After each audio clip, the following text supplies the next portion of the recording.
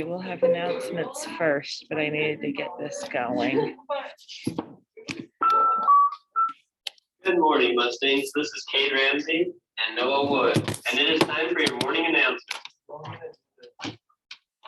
Students, please come ahead to work off those NGs. You can come to the attendance office to get an NG slip between classes so you don't have to wait in a long line after school. All returning players and any boys interested in joining our national champion rugby team, please attend the parent-player meeting tomorrow at 6:30 p.m. in the cafeteria. No experience necessary. We will teach you everything you need to know to play the fastest growing sport in America. Hosts and members, Friday, January 14th at 1 p.m. we will be having a meeting in Mr. Egbert's room, 1518, about competition and selecting categories. We hope to see you there.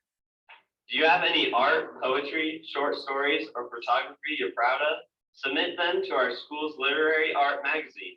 Look for the QR code posted around the school or see Mrs. Plummer in room 2404. The submission deadline is February 15th. We can't wait to see your creative work.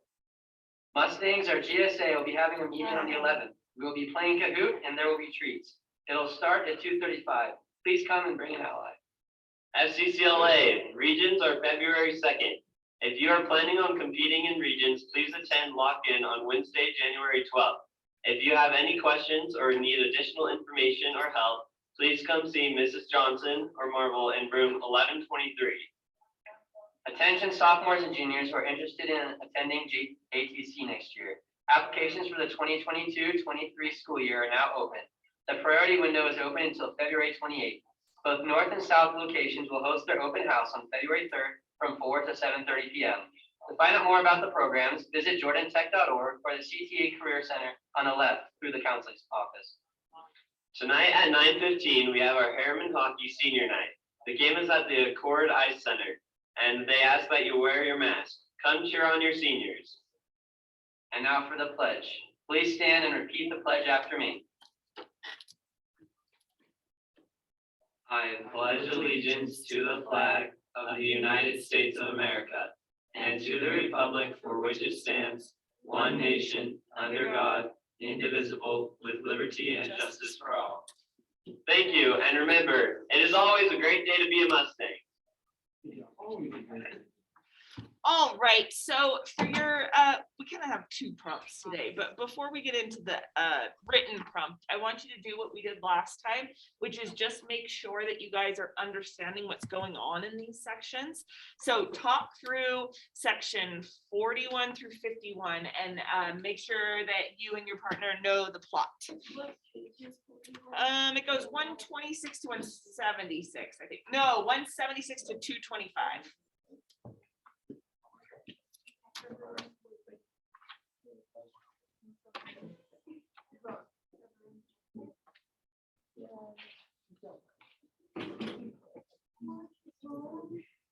Yeah, 176 to 225.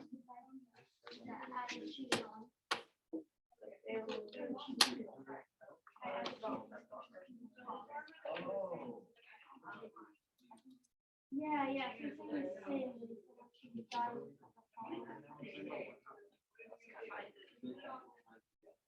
I know that's what I do. Yeah.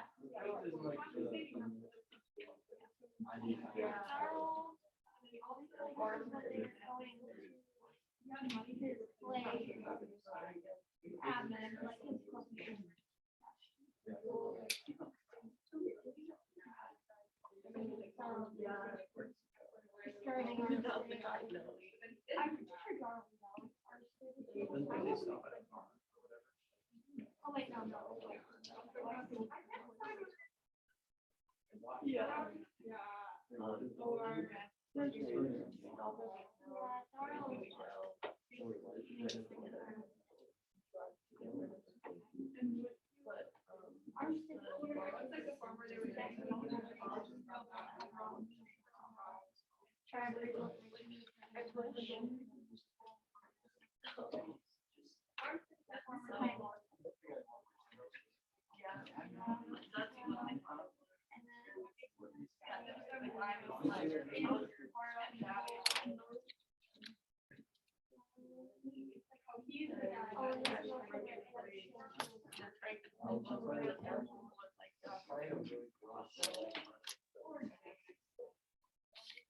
Yeah.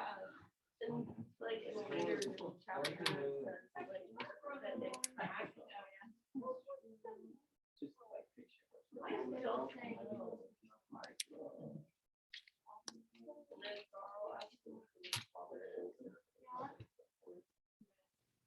Yeah. I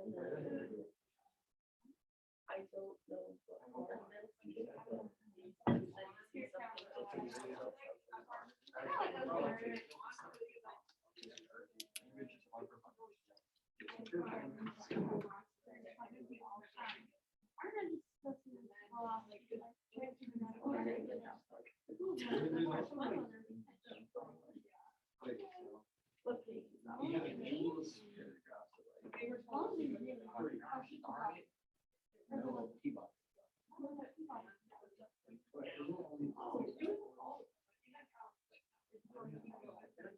Oh, where like was like going super hard and. Oh, farm. Okay, this is what she. Oh. Yeah,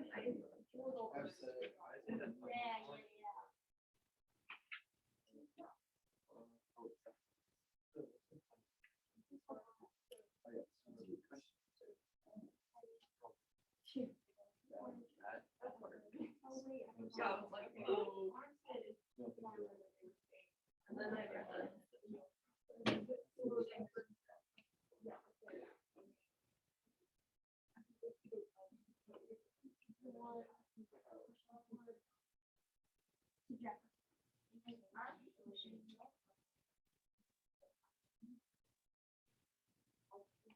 That's right.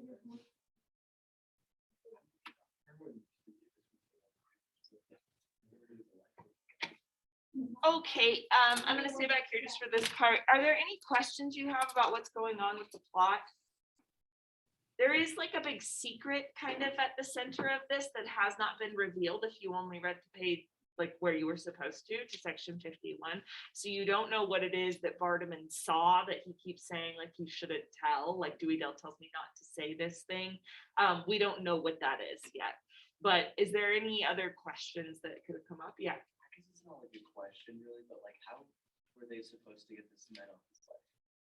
They didn't really think that through, did they? Isn't that nasty the way that it describes the leg?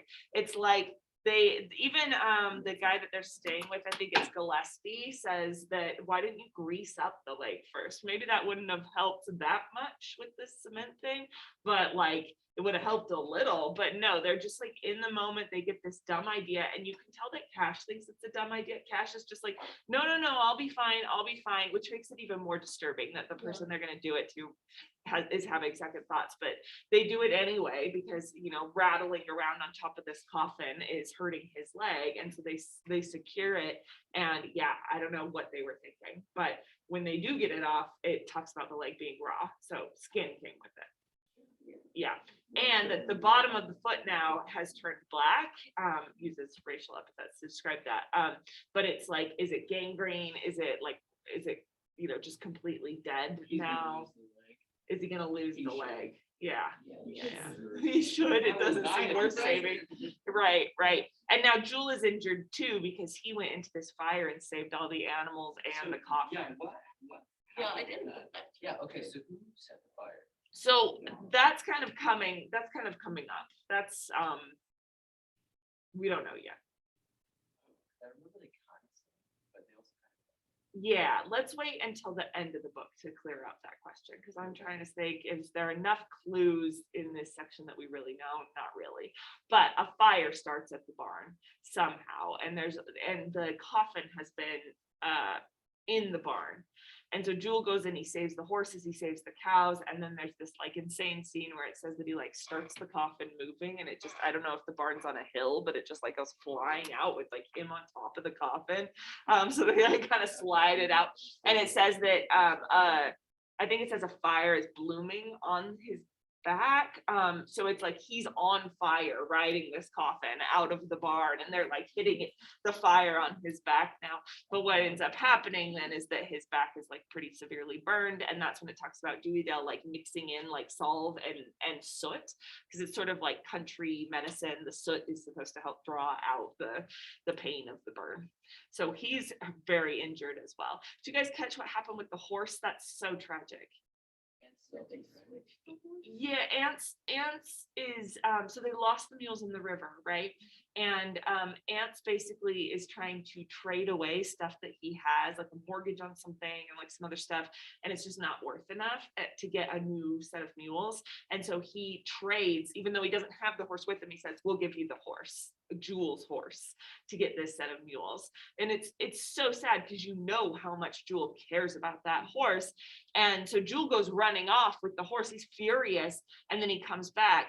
And well, first, before he comes back, he runs off with the horse, and then the next morning they suddenly have a pair of mules to drive the carriage, and so, or the wagon.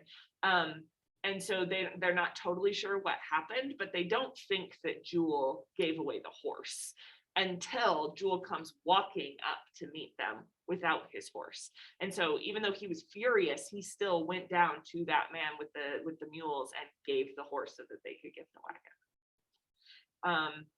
Are there any other major plot points that you're, yeah? I want to check, Whitfield is Jewel's father, right? Yes, Whitfield is Jewel's father. Addie had an affair. He's also the Reverend. Yeah. Jewel doesn't seem to know that, but Darl is always like yelling at him, like, "Jewel, who's your father? Like, who are your parents?" And so maybe he does know. He does now that Jewel has yelled at him enough about it. Wait, so in Addie's chapter then, where she says that the three younger ones are hers and Anne's Yes. kids, so Darl, Jewel, and Cash have different. No, Cash and Darl are Aunts and Addie's. Jewel is Addie and Whitfield, so that's the only So baby why that was does- from this affair. And then the three others are back to Aunts' kids. Then why does she say that the three older kids are? We're gonna talk fully through her chapter. She just thinks strangely. Yeah, but Jewel is the only kid that is not Aunts'. Yeah. And then when Vardaman is talking about, like, I wanted to see where they sleep, he's always talking about a they. He's talking about the buzzards. He's obsessed with these buzzards. And the whole section that we read is really sensory. It's like talking about the stink of the coffin a lot. It's been days and days and days since she has died. It's like monsoon season in the South. So it is very hot, and she stinks very badly, so much so that, like, even when she's like down the road, the people in the house are like, "You've got to get them away from here because it is stinking up my house to have her that." Like, I don't want to see what's inside that coffin at this point. She's been in the water, she's been in the fire, it's been days since she has died. She is rotting away in that coffin. Oh, and she has holes in her face. Yeah. Yeah, don't forget the holes in her face too. Yeah, it's nasty. So let's talk about Addie's section today. It's quite complicated, so it's going to take us a while to work through it. I'm going to put up a prompt here to get started on.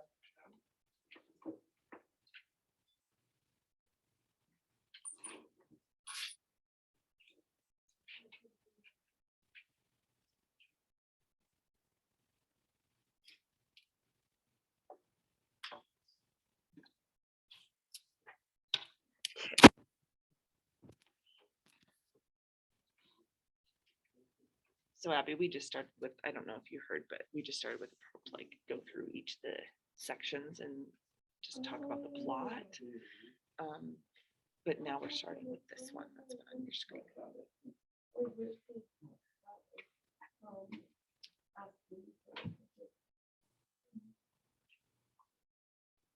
Yeah, so Whitfield's at the funeral. Whitfield's section is so annoying to me. He's at the funeral and he's just like, well, he's feeling so guilty. He's like, I've got to come clean.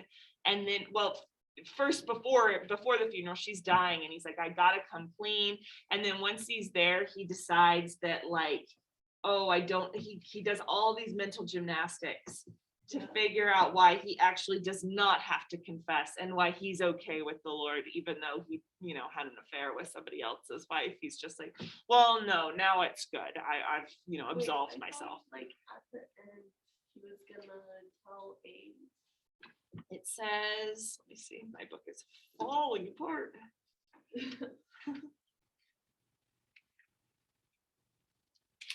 At the end, he says,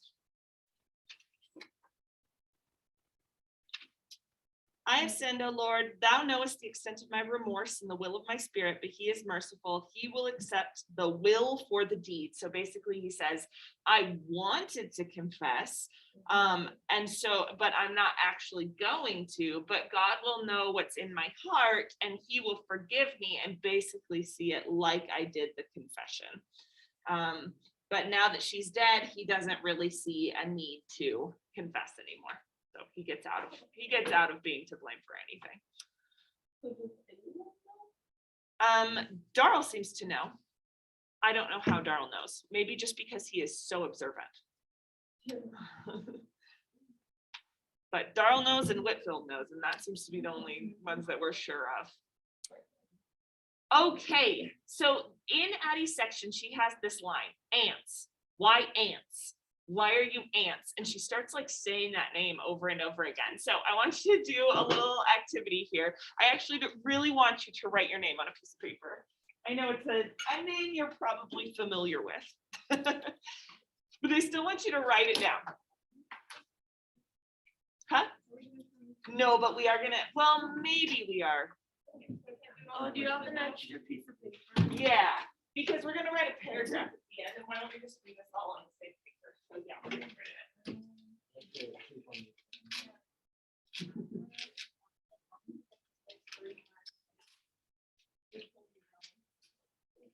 Who else needs paper?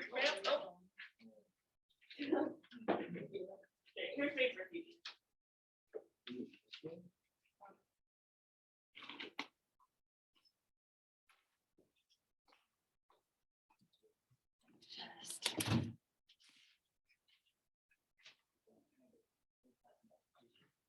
Oh, I don't know what happens to the $3. I assume they spent it on funeral expenses, maybe like food and stuff, but I have no idea.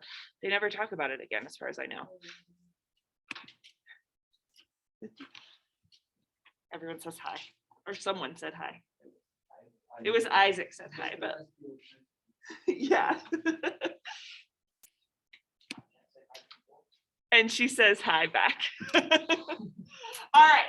Write your name down on that piece of paper. Write it kind of big, not the whole thing. Well, no, it doesn't matter. Just write it how you would write it. It doesn't matter. Yeah, that's great. Write your name down. Okay, and you're gonna think about that name, and I want you to think about it as the way it sounds. Like, remember when we were doing poetry, we did Emily Dickinson's one word. You're gonna think about the word as a word and think about whether or not it represents you. Why is this an appropriate sign to represent you? Take a second to think about it.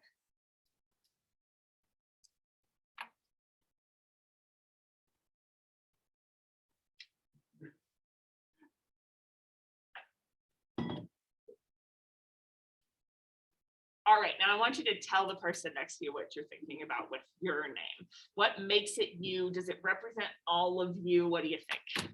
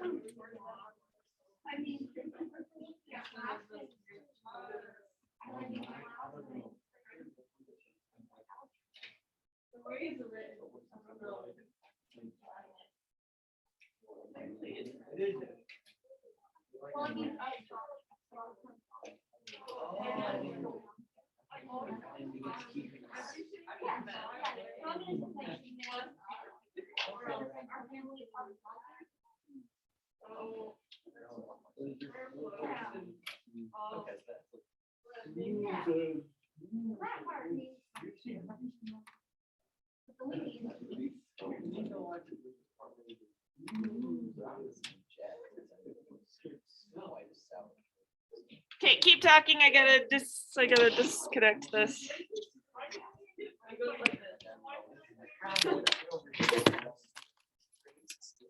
Like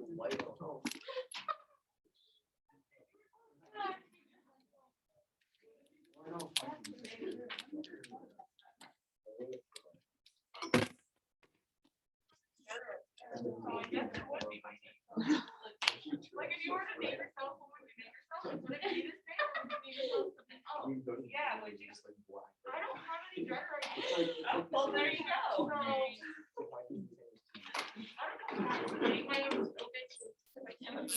Here's my name. Okay. When I look at that name, I'm just going to do the first name. It does not seem right to me. Like, I don't feel like my name fits with my personality. And it's interesting because, like, you write your name a lot, and you hear your name, you don't often say your own name. But when I do, when I hear Whitney, like, it sounds like a pony name to me. It sounds like a horse girl name at the very least, but I would name my pony Whitney. There's like Whitney, like there's something like very sing-song about it.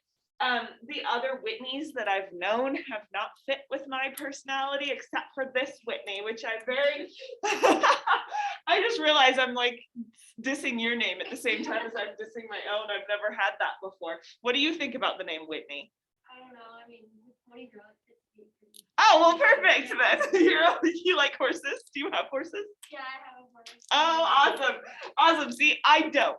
I was like a little punk rock rebel kid that did not want, I wanted my name to be something like, I don't know, Slash, like something like way like, I knew there was a singer of a band called Cinder Block, and I was like, Cinder would be a cool name. Like, it just seemed too happy-go-lucky for me.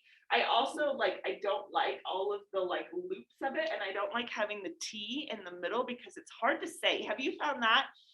When I like tell people my name is Whitney, half the time, maybe it's because I'm nasally, but half the time they're like Wendy. And it's frustrating because we've got that Utah accent and it's hard to say the name, you know. I do love Borup. Even though it does sound guttural, Borup, you know, it sounds like a burp. And when I was in elementary school, the kids called me Whitney Barfuck because I was the throw up kid. But yeah, all the time. You know the throw up kid, right? Like I was that kid.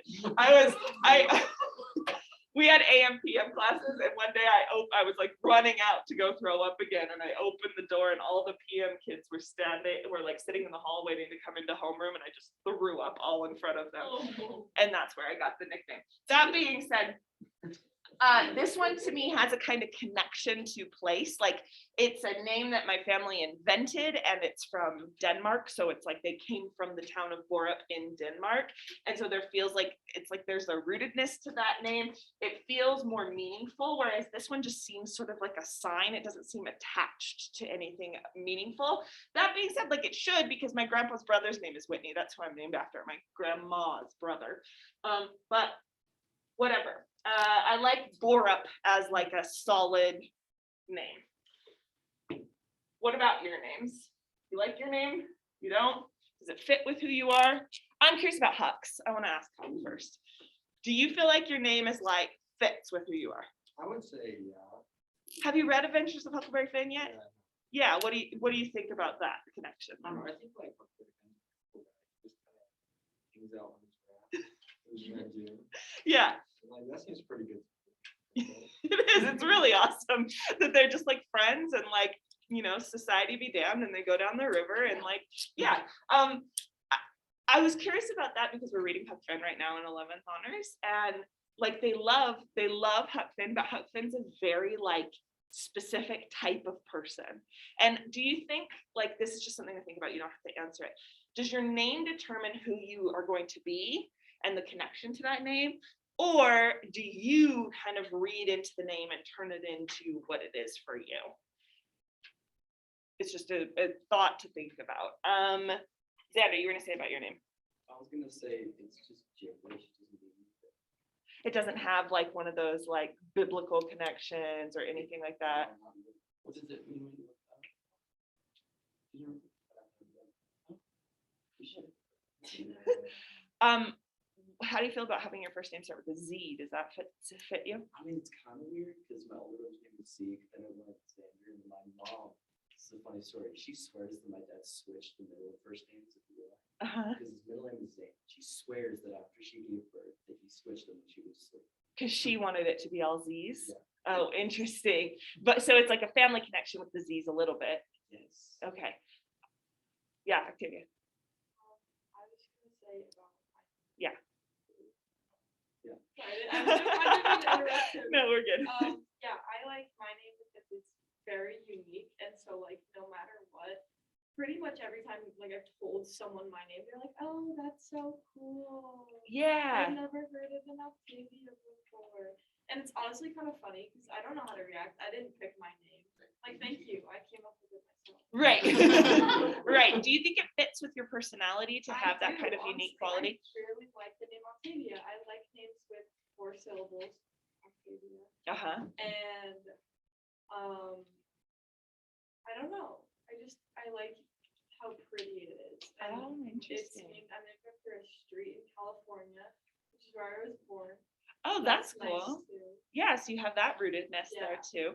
I like that because like you and your sister have these unique names, Athena and Octavia. We have And a it- brother named Apollo. Apollo. Oh, Yeah. really? Ah, okay, cool. So then it's kind of like, did the uniqueness, like, did you get that sense of uniqueness? Because you are kind of a unique person, right? Did you get that sense of uniqueness from partly from your name when little kids had to meet you and said, "Oh, Octavia, so cool. Like, I've never heard that before." Do you internalize that and you're like, okay, then I'm going to be a unique person? Or did your parents raise you because they named you this way? We're going to be unique, like strong individual type people, you know? I really don't think my name had anything to do with it. I think Yeah. it was more like the experiences like that made me unique. Like I don't really consider like my name is unique, but I don't consider that the reason for my personality. Yeah. Okay. So it's just sort of like happenstance. It was good luck that the name mixed. Yes. Yeah. All right. Allison? But like I always write my name down as Allison, and when I always say Allison, but I mainly go by Allie now. Oh. Interesting. So you were able to kind of choose your own path for your name, and you feel like Allie fits you better than Allison. Why is that? Why does Allie fit you better? I don't know. I think it's interesting when people really don't want the nicknames too. Like my sister is a Mackenzie, and when anyone would call her Kenzie or Kens, she would blow up at them. She's a very kind of volatile person, but she would blow up at them, just like, "No, my name is Mackenzie," like even from a very young age. Like, I am not a shortened version of this person.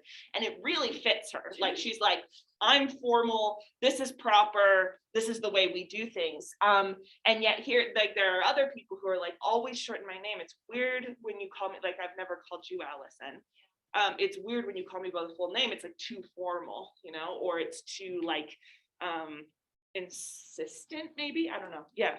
I think about my name is that my entire family calls me Allison.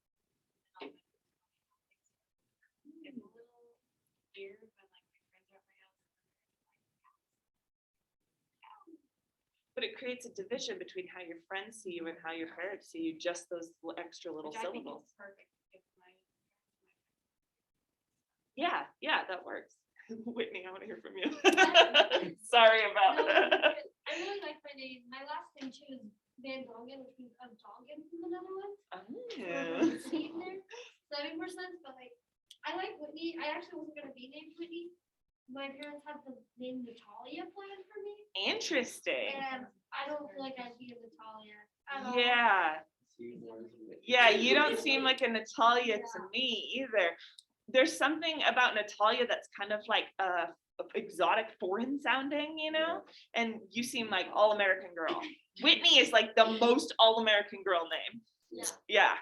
Okay, let's move on here, because all of this is to say that these names are kind of arbitrary, but we give them meaning. Like, you think about the name Whitney and how it is just some symbols stuck together. It's like even the look of the letters is arbitrary. Like the fact that a W is a swoopy and an H is like that and an I is aligned with a dot. It's all arbitrary, right? And sticking it together is like supposedly creates this kind of meaning. But like Xander said, most of our names are sort of meaningless. Like, I guess they come from something. Like some of us have, they're flowers, or they actually do have this kind of meaning. But Whitney, it's like apparently means like from the White Isles, which I'm very uncomfortable with. What is it? Is that white supremacy? I'm not really sure. let's pretend it's not, okay. But it's like, is that why my parents named me that? No, like they saw the name of the mountain and they named me after Mount Whitney. So like it's arbitrary what these sounds ended up like. And yet when we stick them all together and when we've lived a life with this name, it starts to create meaning. It becomes like a symbol that means me. I'm going to draw me. There I am. It's a symbol that means me, right? Here, I'll put a bun. You're gonna draw words for this. That's me. And this is important because like this arbitrary symbol now is supposed to stand in for everything that I am, right? And I'm guessing that like when you guys were talking about, does your name represent you fully? It can't really represent you fully, right? Because you have like so many other things about you that aren't just encompassed in the name. And yet, especially with names like Octavia or Huck, or like these names that are like unique and not a lot of people have, even Xander, it's sort of like, it sort of becomes you. And when people say the name Octavia, they think of you now, right? And that symbol is supposed to mean you. Ants is a nice name. Would you name your child Ants? No. No. Okay, tell me about the sound of that and what kind of like, yeah, how it creates a kind of character in the sound of the name. I don't really know I didn't know how to say it at first. Like I thought it was Ames. Yeah, is it Ains? Is it Ants? When I've seen it pronounced, when I've heard it pronounced, everyone says Ants. Cecilia? My mom is in charge of the variety of kids. Uh-huh. Right? And so we get a lot of, I don't know, and just like feels like that name that you write on the roll, that you're like, what white Yukon mom pulled this out of their book? Okay. Seems very arbitrary. Like it more than these other names that we've heard. Like Octavia, we've heard it's a historical name, right? But this one, I've never heard of somebody else named Ants before. And so it feels like random. Like, did you just take a bunch of letters and smash them together and you had your kid's name? Yeah. I feel like it's a very old person name. Like I can never imagine a toddler named Ant. Oh, good. So like age before his time kind of thing. And when Addie is talking about Ants, she actually does talk about how he seemed older than like in his 20s. His hump was already starting to develop even at a young age. She's talking about Whitney. I also feel like it's kind of like not a hardworking kind of name. Is just what I feel. I mean, maybe it's just because the way it's pronounced out loud. Maybe it's because I struggle pronouncing N, but the first time I said it out loud, it did not sound like Ants. Mm-hmm. And so, yeah. So how does that relate to it being like not a hardworking name? You said, I just or it is a hardworking name. it is a hardworking like. I see. Sounds like a farm name for sure. Yeah. Okay, so hardworking, and because it's hard to pronounce, it's like hard of person kind of, it seems like. And Abby said that it's like rough sounding ants. It also kind of sounds like the vermin, right? Ants, like the crawling kind of ants. So it's also like it's arbitrary, but when you say it out loud, it's related to a pest. So let's go to when Addie's talking about. You like whenever you say the name. Yes, exactly. Ants. It's like loud. It sounds like a curse. Like ants. Like it's just so Ants. loud. Because it's like one syllable. I guess I can erase the picture. I liked it, but I don't have. It was a good picture. Thank you.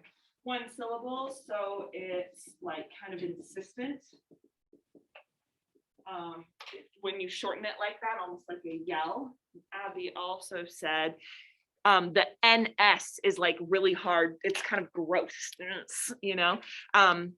So the whole name has an impact of like 1 second.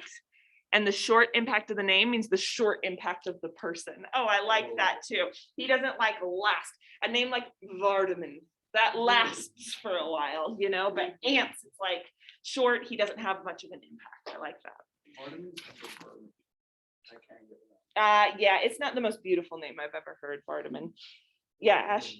That's like the shape of it, it's like sharp,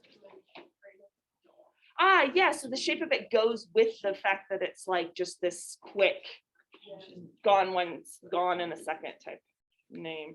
Okay, find Addie's section. I don't have the page written down for you. What is it? 169.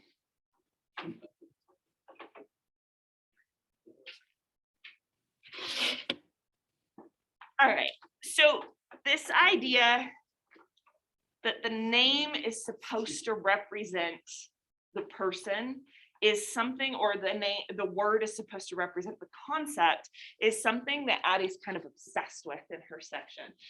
We'll get here in a second. I think it'll be easiest just to move through what she's saying here because some of it is very difficult to understand. So here's Addie speaking maybe from the grave, and she's talking about being a teacher at the beginning.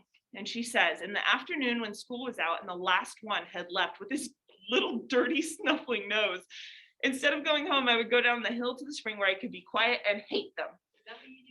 Yeah, every day I just go walk around outside and I'm like, I hate them. I hate everyone. No, that's so crazy. If you hate kids, you should not be a teacher, right? And it sounds like, is like a teacher of one of these like one-room schoolhouses of little kids, and they're dirty and snuffling noses, and that's how she spends her time. It's just like, I hate these kids so much. And she says that the reason she kind of like, when she's down there, she starts thinking about what her father used to say. The reason for living was to get ready to stay dead a long time. That's such a nihilistic concept, you know? It's this idea of like, there's no purpose to life. There's nothing that you're building. All you are doing is basically this little moment in time where you're alive and you're going to be dead a really long time. So it's like, what is the point of all of this if all I'm doing is waiting to die? And she says, and when I would have to look at them day after day, each with his and her secret and selfish thought, and blood strange to each other, blood and strange to mine, strange to each other, blood and strange to mine, and think that this seemed to be the only way I could get ready to stay dead, I would hate my father for having ever planted me. I would look forward to the times when they faulted, so I could whip them. When the switch fell, I could feel it upon my flesh. When it welted and ridged, it was my blood that ran. And I would think with each blow of the switch, now you are aware of me. Now I am something in your secret and selfish life who have marked your blood with my own forever and ever. She's a bad teacher. You wouldn't want her for your teacher for sure. Where does this come from though? Is she just sadistic? Like, is she, maybe she's a little bit, you know, she enjoys hurting other people, you know, but she kind of is hinting at why that's the case. What is the motivation for this feeling that she has? Like, I am not happy unless I am hitting these kids, because when I hit them, I can feel it upon my own flesh. Okay, potentially it's like this is bringing her back to an experience that she's already had. I think that kind of points to the larger reason though here too. What does she talk about? Like, why doesn't she like the kids?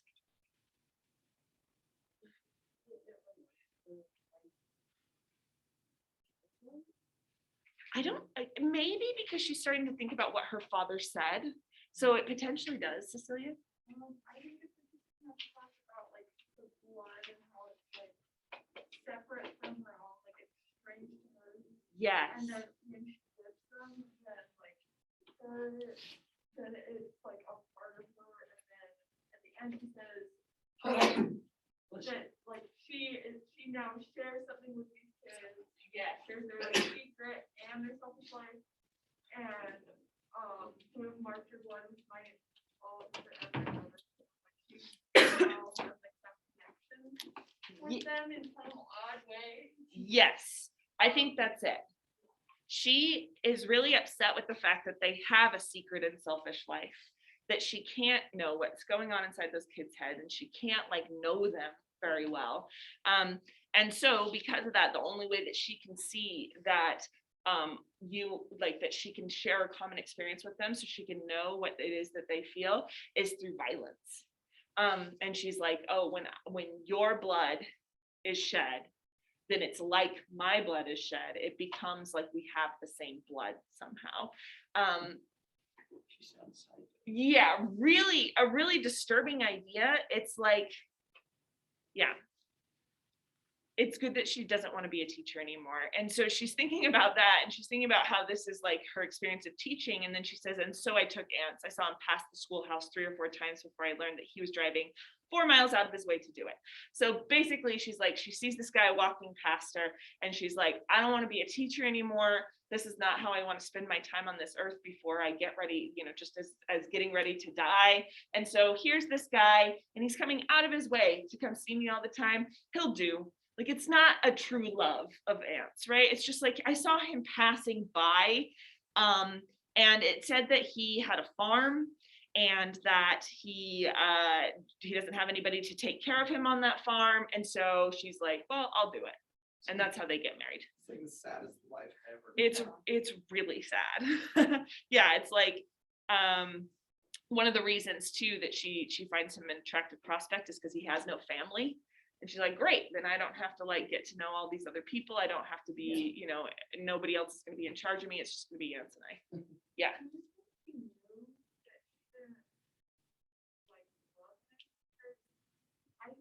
Even like when she's dead, it seems like he's still like just as devoted to her Mhm. as he like was when they got married. Do you think he knows that? What do you guys think?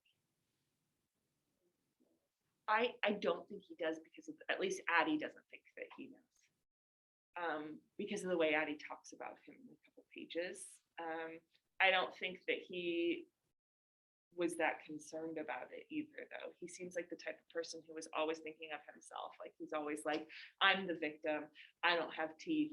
I'm allergic to sweat. I can't, I can't get, a break in this life. And so I don't even know that he's really thinking about her all that often. Yeah, Ash. Yeah, and I think it's like, it shows that it's like a little bit down the page, she asks if he has any women folk that told him. Yeah. And even though she's already seen him, so she doesn't like care that much. She's like, you should get her. Yes. Yeah. And I think the question about do you have any women folk that, are looking out for you is like her kind of seeing where her place could be in his life too. And I think she sees it kind of as a job. I mean, unfortunately, I've kind of known some people like this that really hate working. And so they are looking to get married, or they really hate working. And so they get pregnant because they don't want to have their job anymore. Like I've known people like this, it's not a great motivation. It doesn't end up so well for those people. But I think that's how she's looking at it. And it says, this is the paragraph that starts, so I took ants. It says, so I took ants. I think this is marriage and everything that comes with marriage. So that she then says, and when I knew that I had cash, I knew that living was terrible and that this was the answer to it. So what is she saying there about how she felt about having cash as a baby?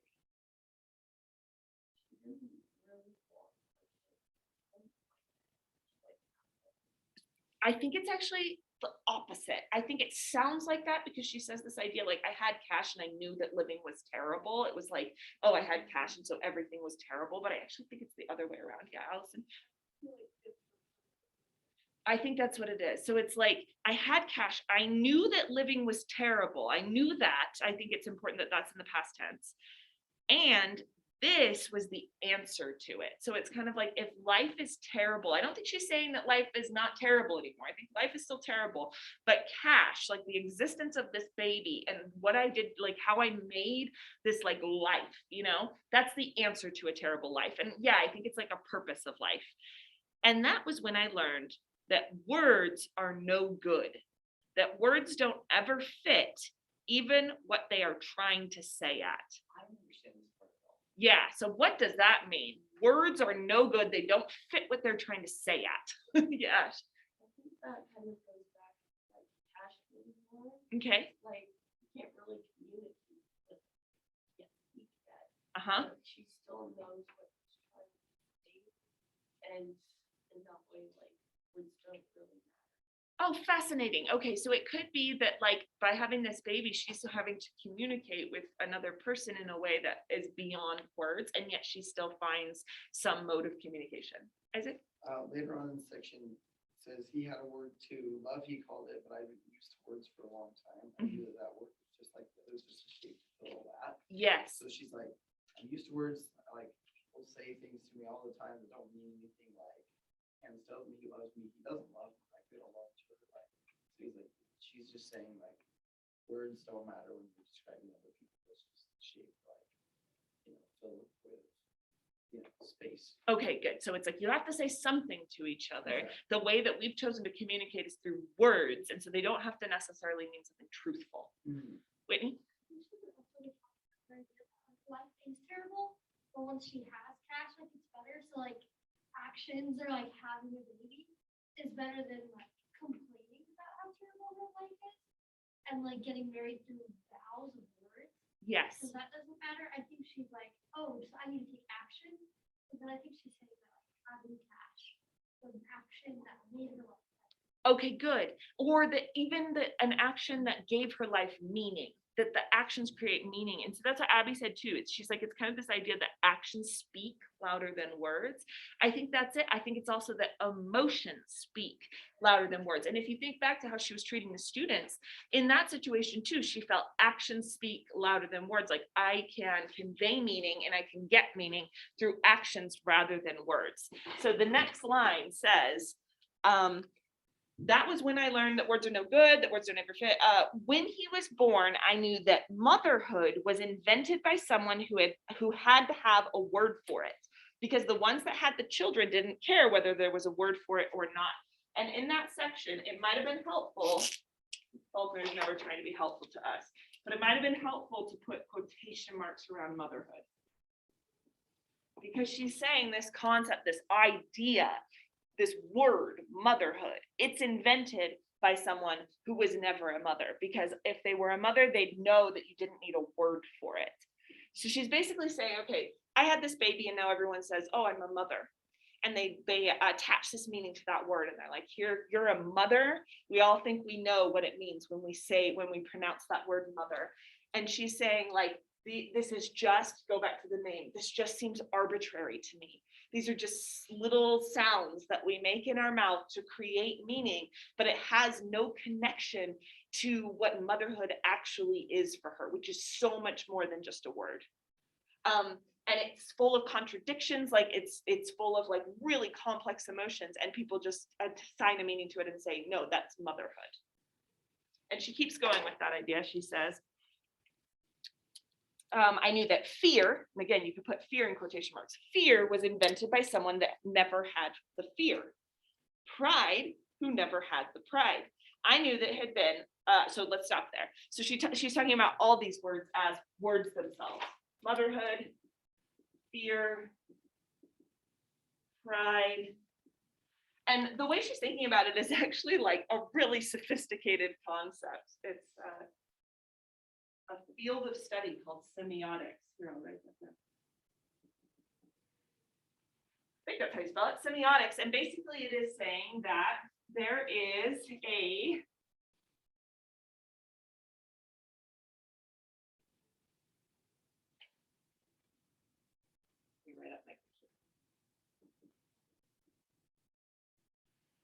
basically it's saying that there's a signifier. This is the word. Like a word that looks like this, motherhood. There's a signifier. And that carries with it a whole heap of meaning. Like when you say the word mother, it means like, oh, this person loves their child, this person actually birthed their child. I mean, there's mother is like such a complicated concept when you really think about it. Like what is actually a mother? But we have this whole host of meanings that are attached to it. And when you put those two things together, when you say as a culture, we believe that these little symbols stuck together equals this meaning, that's when we create the word, which is the sign. And we say, okay, that's the word. This is what it means. We all understand what it means. And Addie is really challenging that concept and saying, no, that word is super slippery. Like the meaning of it is always changing. We never totally agree on it.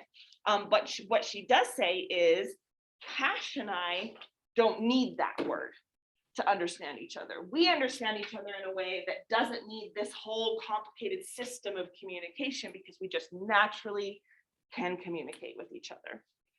And she thinks back to when she was a teacher and she says, I knew that it had been not that they had dirty noses. That's how we know she's talking about teaching, because she references that idea that the kids all have dirty noses. She says, it wasn't that they had dirty noses, so I didn't hate them because they were filthy, but that we had to use one another by words.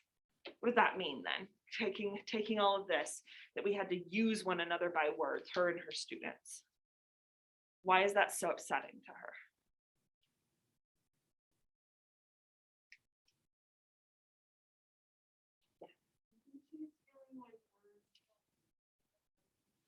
Connection, with other people, so, that's also like why she was with us.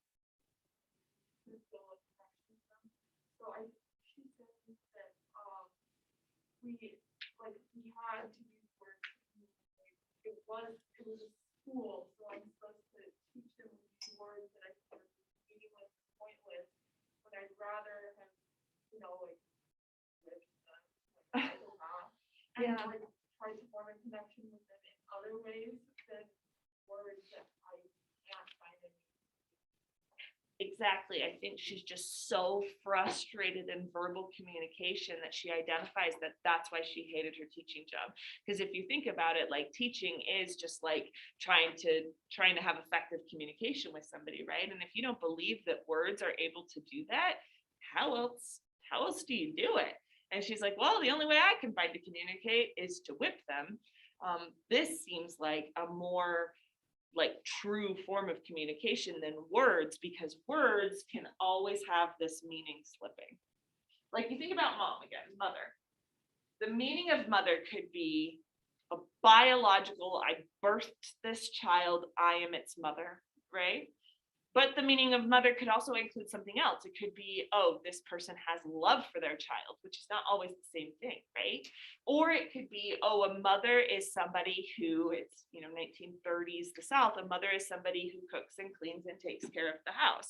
Or it could be, no, a mother is whoever, decides that they want to take on the role of mother. Like there's all these different meanings for it. And yet we just say that word mother and we expect everyone to understand what we mean by it. And she's so frustrated with that idea. And so she talks about how it was like they were spiders dangling by their mouths from a beam, swinging and twisting and never touching, and that only through the blows of the switch could my blood and their blood flow as one stream.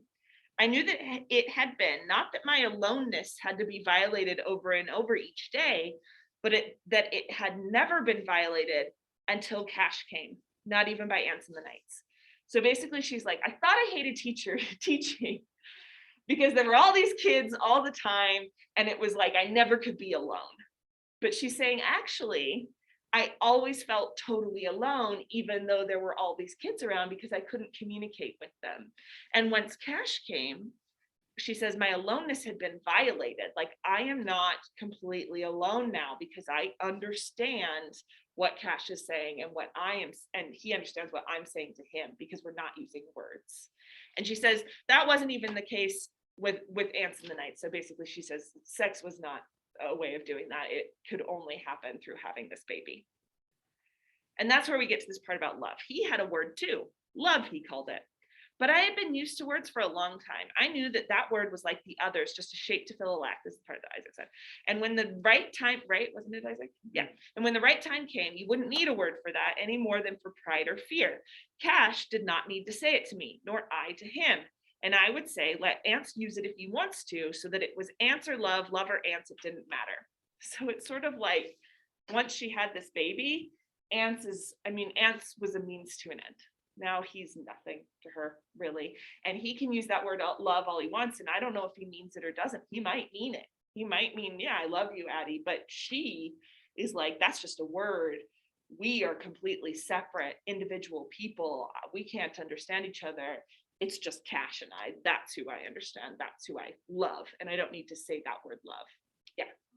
I think it's interesting because, she says Cash does not need to say it to me. And I think you see that a lot in Cash. Like now, as we know him, he doesn't talk a lot. Yeah. He does stuff, like he does actions, he doesn't say words. Yeah. And I think that differs a lot because we see this connection that he has with Ali here. And I think that differs a lot from like people like Darrell, who, you know, use words a lot, as Darrell has all these like descriptions of things, but I think that Cash in this way,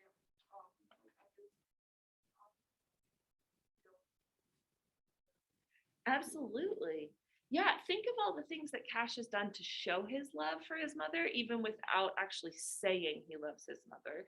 Not just building the coffin, but also like going into the water and breaking his leg to try and save the coffin, and then not staying at the neighbor's house while the rest of them went on to bury, and instead literally laying on top of the coffin while his leg is like jostling around. That's too much for me. I can't. Usually I like to try and creep you guys out and make you feel gross, but that one is too much. The broken bones like shifting as you like go down a wagon, too much. Anyway, and then puts the cement on it. All of that is a kind of love for his mother, you know, but he's never actually saying it, never actually saying I love mom. And maybe it comes from this, that he was the one that had that actual connection with her. And then comes Darrell, and it says, I would think that every night while I lay with him in the dark, and Cash, like this part's kind of gross, let's skip it. It says, my aloneness, right at the bottom of that paragraph, my aloneness had been violated and then made whole again by the violation. Time, Ants, love, what you will, outside the circle. So I think right there, that word circle is really important. That's what your prompt was about. She envisions this kind of circle with her and Cash. And it's kind of like Cash is this extension of who she is. And I see that with motherhood. It makes sense. Like he's genetically hers, her genes outside her body now in this form of this other person. At what point is Cash another person? And at what point is Cash actually just part of her? So it creates this kind of circle where, you know, here's this little me and I'm not alone anymore. I've got a little mini me, you know, that it's me and him. And whenever she thinks about Ants, she's just like, oh, he's outside the circle. He violated my aloneness once. That's what she's talking about, sex there. And then because of that, I get to be like alone now, but with another person. And that's wonderful. But now he's outside the circle. He doesn't matter anymore. But then she finds out that she had Darrell. And the way she says that, then I found out I had Darrell, is so like abrupt and like, you know, life was kind of, I wouldn't say good, but it felt complete. And then this other kid comes into my life. And it says, at first I would not believe it. Then I believed that I would kill Ants. It was as though he had tricked me, hidden within a word, like within a paper screen, and struck me in the back through it. How do you hide within a word like a paper screen? What word is she talking about there? What word is Ants hiding behind? Love. Yeah. So it's like he hid within this word. She doesn't see the purpose of a word like love. And so Ants actually loving her, it's not flying with her. She doesn't believe that he does. And says, I realized that I had been tricked by words older than Ants or love, and that the same word had tricked Ants too, which I think is marriage, and that my revenge would be that he would never know I was taking revenge. And when Darrell was born, I asked Ants to promise to take me back to Jefferson when he died, because I knew that father had been right, even when he couldn't have known he was right any more than I could have known I was wrong. So the thing that she thinks her dad is right about now is that life she was like, I thought I found the purpose of life in cash, but I didn't. My dad was right all along. The whole purpose to life is just getting ready to die. What about Darl sparks that for her? Like, yeah, Ash. Is that why she has jewels to get her revenge without him? I think that's a separate issue. I think her revenge is this idea that she wants to be buried in Jefferson instead of with aunts. She's like, take me back to bury me with my father and my mother rather than with you and this family. And she's like, he won't know that's revenge because it's like something that's taking place so internally in her. Why would it be revenge? Why does she see that as revenge? Yeah. I guess you couldn't know, but like the whole girl was suffering for like 2 months. That's a good point. Like, it really is revenge on her entire family, including Cash. Yeah. Mostly okay.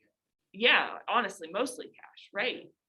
How else would it be like a more like philosophical revenge to be buried with her people, Allison?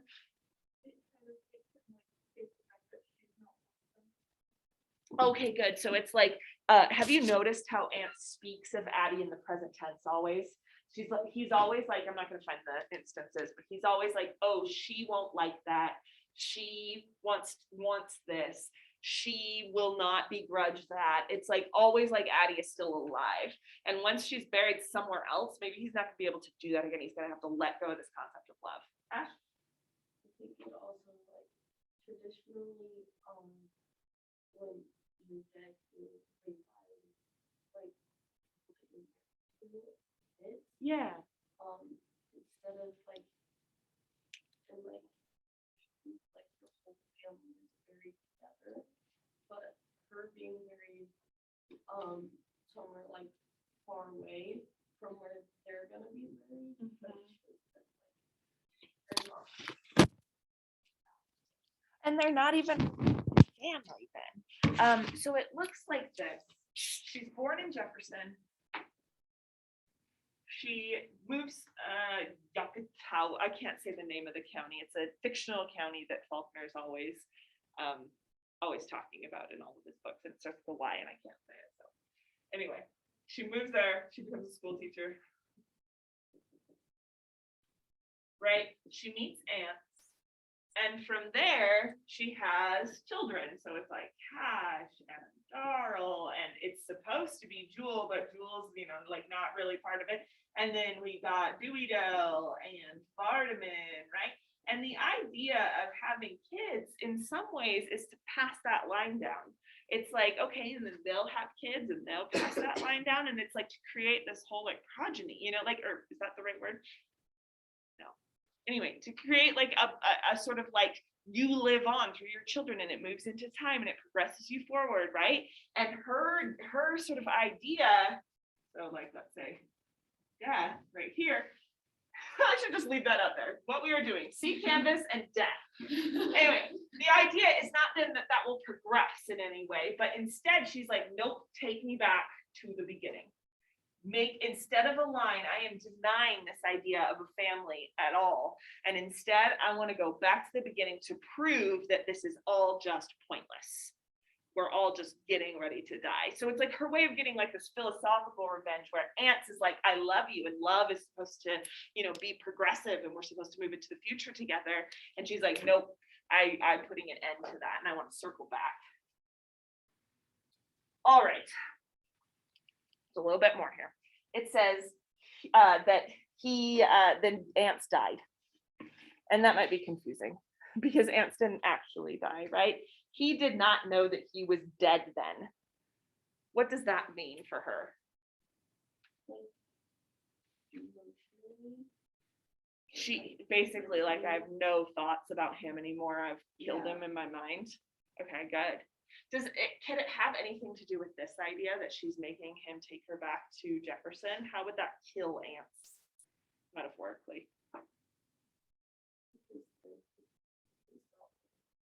Yeah, good. So it's not this like family unit that is moving on. It's like I've killed off Ants through this idea. Yeah, Allison. I feel like that can take her back to before.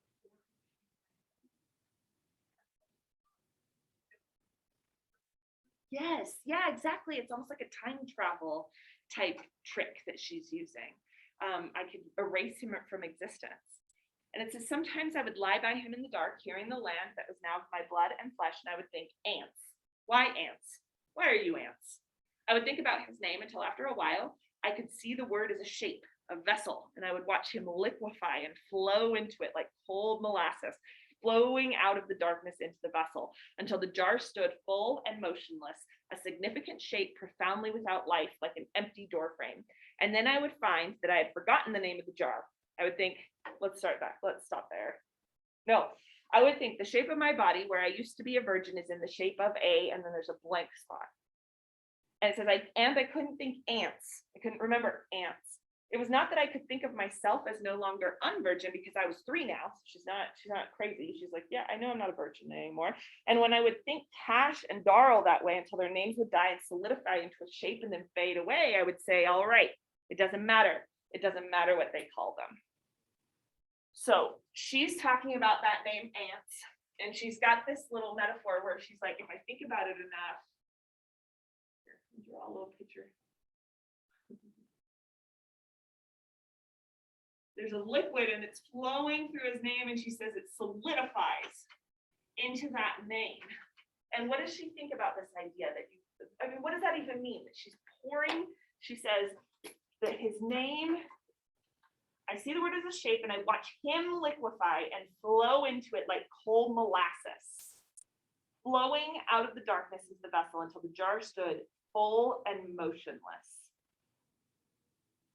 What is her sort of tone about this idea that he's being flowed into this name and then it's like molasses and it's sort of solidifying into this shape?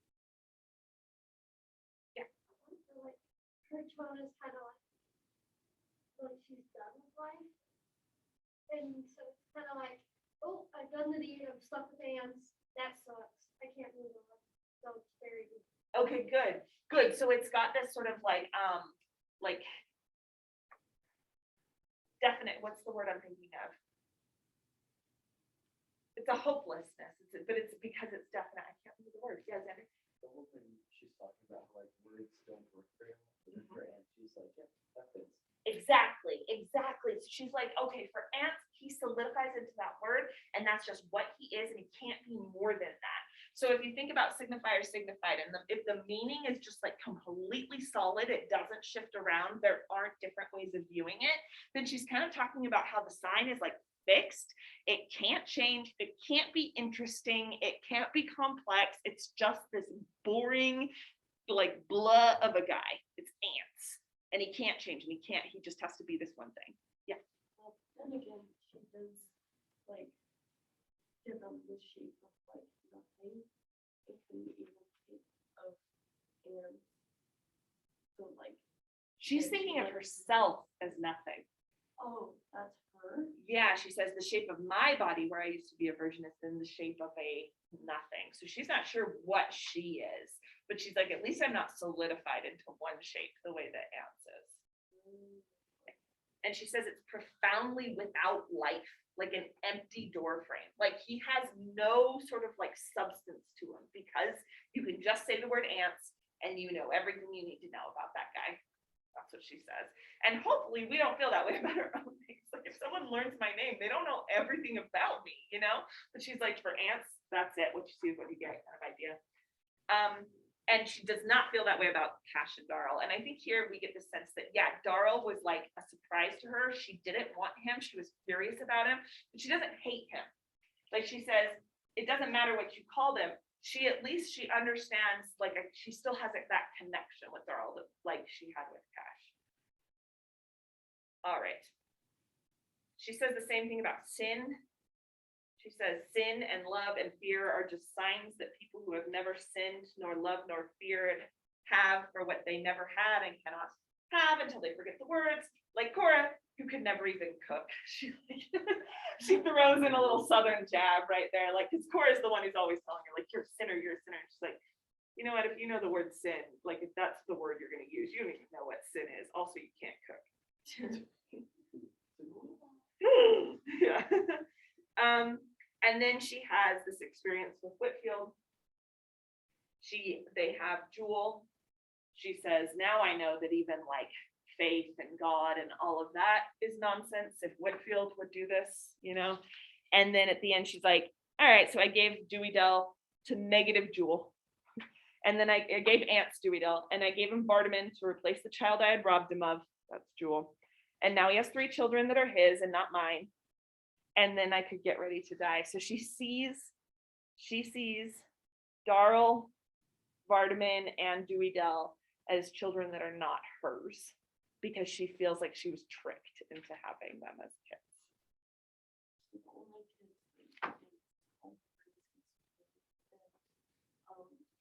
Yes, yeah. Those are the 2 that she feels like these are my kids, and the rest are Ance's. Yeah, so that's Addie. She's a wonderful, wonderful person. What does Abby say here? I'm grieving for her. Yeah. She says, yeah, that is from a while ago. Sorry. She's talking about Ants and how he talks about her in the present. It says she's grieving her being dead, or, oh, this is like when she's like not connecting with him anymore. I like the idea that there's a different idea of you and everybody. Maybe, let me think about that further.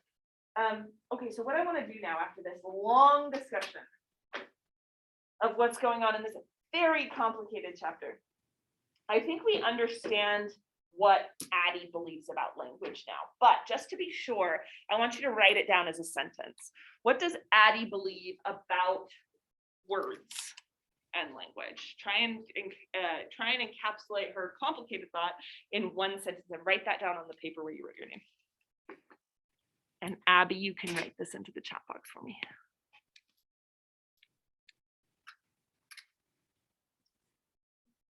You're writing down, what does Addie think about language?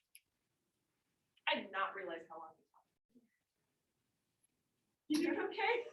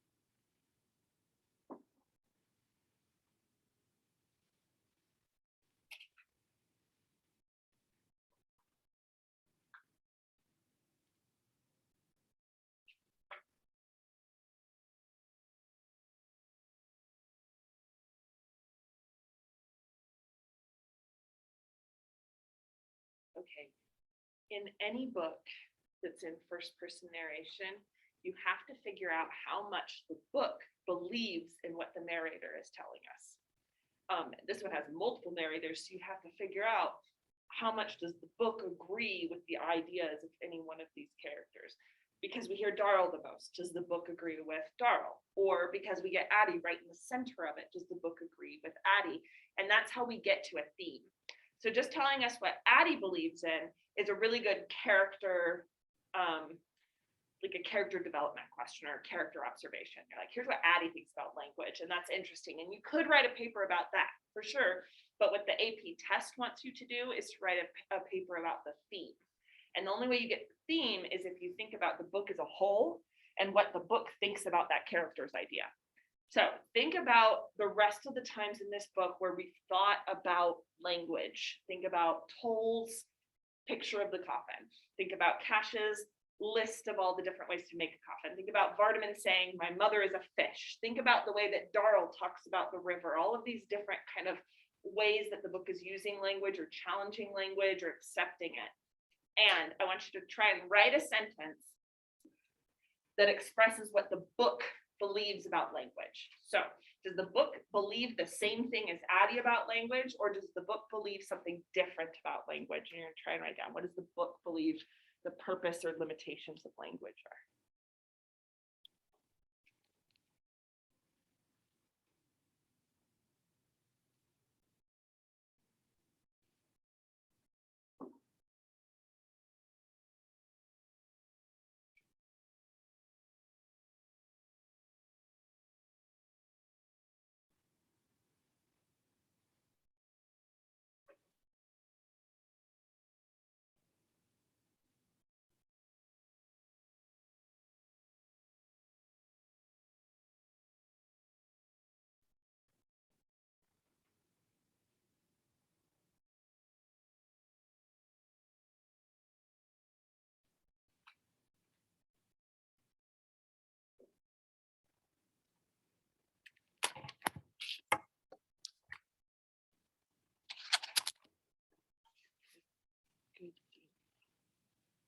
Good character observation.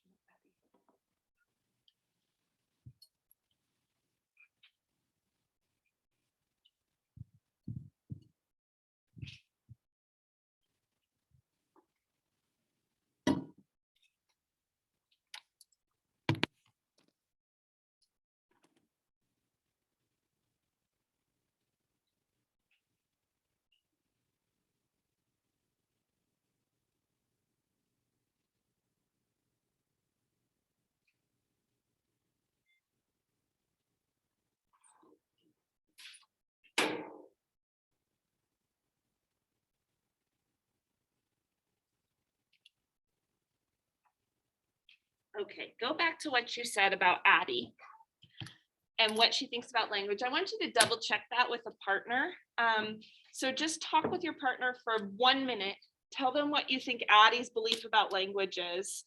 And just see if you think your partner's on the right track.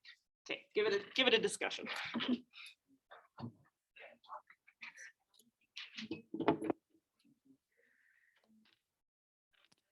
Yeah, I also think it might be stronger, Abby, about Addie, which is it's not just that it's pointless, but that language might even get in the way. That when you insist that language actually does mean something, you are kind of like, you're kind of solidifying how alone you are and how much you can't communicate with other people. And I think that really disturbs her because that's what she's thinking about. It's not just that language is pointless, it's like language actually got in the way of them understanding each other.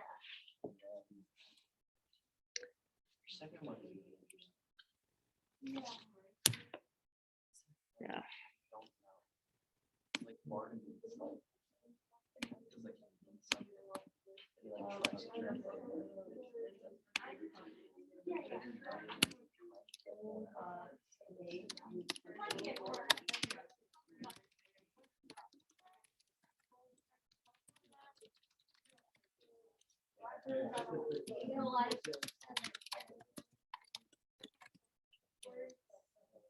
Are very adequate. Unless what you're.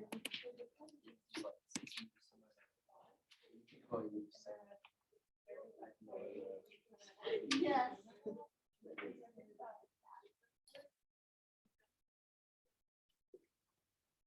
Okay, we're gonna try and write a paragraph now. So I wanted you to write the sentence about what the book believes, because I want you to have that in your mind while you write about what Addie believes. If you were to write a paper about this, you would start with the theme, what the book believes, but you might say that Addie's section and her style of first person narration contributes to our understanding of what the book believes, right? So your topic sentence of this paragraph is going to be, what does Addie believe? So you can even just like, you can just put a little quotation around it, whatever. You don't have to rewrite the whole thing, but you can kind of move it down with an arrow. That would work. But you want to combine that with one aspect of the narration that proves this, because you want the book to be focused on, or you want the paragraph to be focused on a specific like piece of her narration. So let me show you what this might look like. I might say,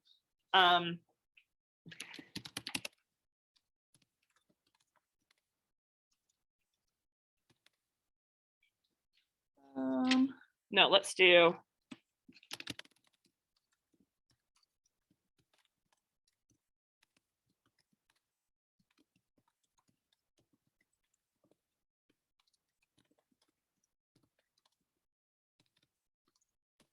I might say it like this. The way Addie talks about her students shows us that she believes language is a barrier to communication.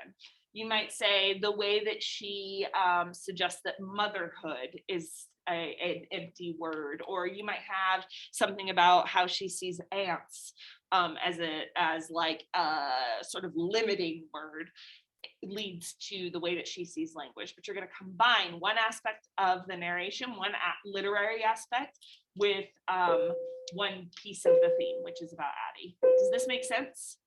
Okay, write your topic sentence.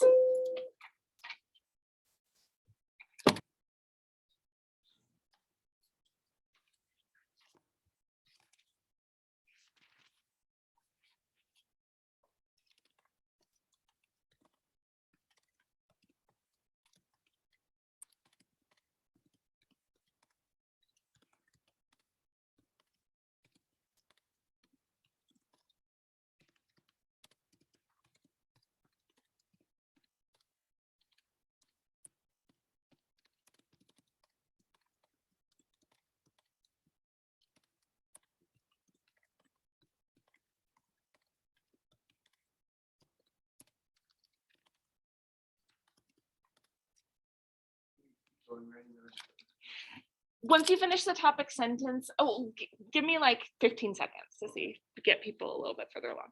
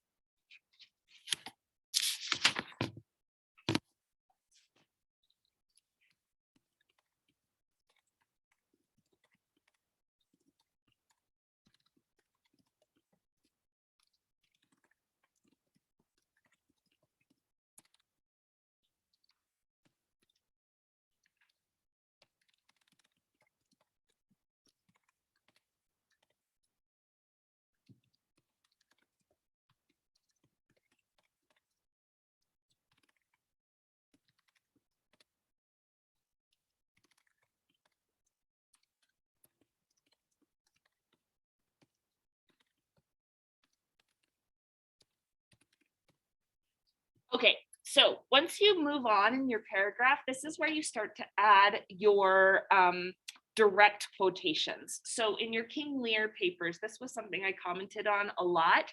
You would make an assertion, but you didn't have the direct quotation to back that assertion up. And so this is how you might do that. You want to introduce a little bit to the quotation. You don't want to just shove the quotation in because it might be jarring to a reader. So you might say something like, once she, you don't have to say at the beginning of her section, but you might say like, when she is a school teacher, she describes hating her students, or when she has Cash as a baby, she describes it this way, something that leads us into those quotes.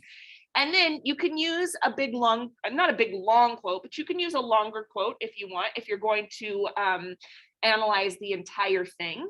But if you only want to focus on a couple words in the quotation, you can kind of embed that in your own prose. So up here I say they have dirty little snuffling noses and she has to escape them every day to a place where she can be quiet. She believes that the reason she hates these children is because they have secret and selfish lives that she has no access to, provoking her to whip them so that they become aware of her. These are the words that I'm going to focus on in my analysis. So I'm only quoting the ones I'm focusing on. So give that a try. Try and include some direct quotations from the section.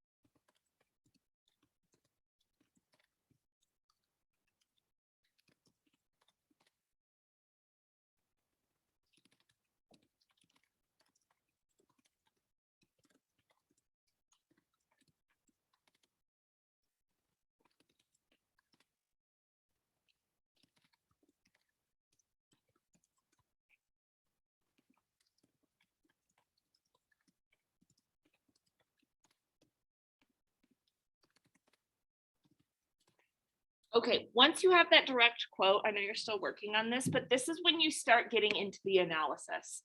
So I said when she's a school teacher, she names the students as selfish, suggesting that it is their motivations, their lack of care for her and for an individual that makes them so unbearable to be around. What I want you to notice here is that I've taken this small word in all my quotes. I've taken this word selfish and I've tried to unpack it a little bit. I'm like, okay, why does she call them selfish? She thinks that they're actually motivated to be little jerks, that they like don't see her as a person and that they're only thinking about themselves, right?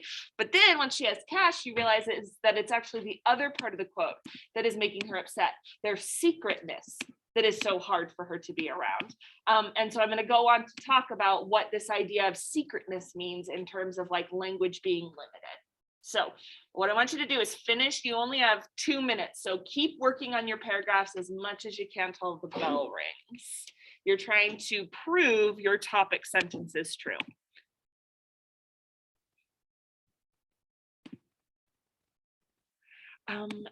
Why don't you type it in a separate document and then send it to my email? That would be a good idea because then I can give you some better feedback on it.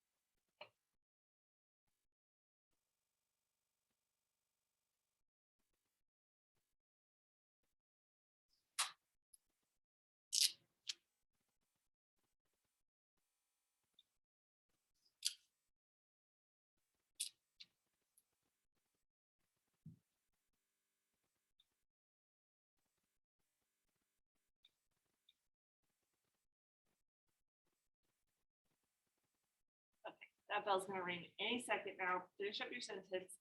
You're finishing the book for next time. It's got a wild ending. And then we'll do a fun activity next time. So if you would just turn that paragraph into the box for me, I will get you some feedback on it.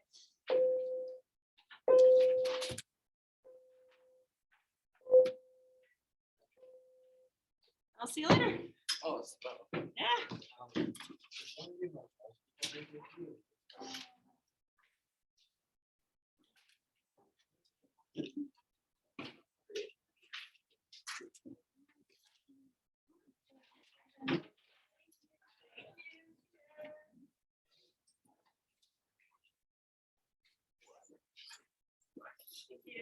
Thank you.